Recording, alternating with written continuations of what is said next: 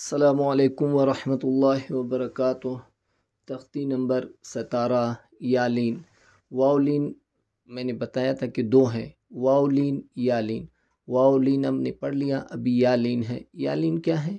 یا ساکن سے پہلے، یہ یا ہے یا یہ ساکن ہے، یا ساکن سے پہلے زبر ہو تو یالین کہلاتا ہے، صحیح ہے۔ تو یالین کو بھی بغیر کھینچ کے نرمی کے ساتھ پڑھنا ہے، صحیح۔ با یا زیر بی، ابھی یہاں یہ یا مدہ ہے کیونکہ اس سے پہلے زیر ہے، صحیح ہے۔ یالین کیا ہوتا ہے؟ اس سے پہلے زبر ہونا چاہیے، صحیح۔ یہاں اس سے پہلے زیر ہے تو یہ یا مدہ ہے، یہ کھینچا جاتا ہے، صحیح۔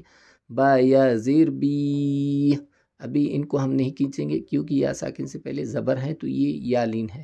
با یا زبر بے، با یا زبر بے، با یا زبر بے، تا یا زبر تے، ثا یا زبر ثے، جیم یا زبر جے، ح یا زبر حے، خو یا زبر خوی، دال یا زبر دے، ذال یا زبر ذے، را یا زبر روی، زا یا زبر زے، سین یا زبر سے، شین یا زبر شے، صاد یا زبر صی، ضاد یا زبر ضی، طا یا زبر طی، ظا یا زبر ظی، عین یا زبر عی، غین یا زبر غی، فا یا زبر فی، قاف یا زبر قی، کاف یا زبر کی، لام یا زبر لی، میم یا زبر می، نون یا زبر نی، واو یا زبر وی، ہا یا زبر حی، حمزہ یا زبر ای، حمزہ یا زبر ای،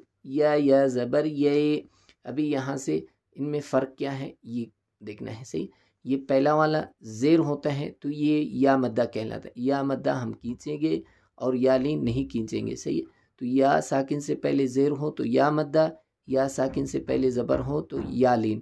تا یا زیر تی، تا یا زبر تے، صحیح۔ ابھی اس کو روان پڑھیں گے، تی تے، طی طی، حی ہے، ہی ہے، ای اے، عی اے۔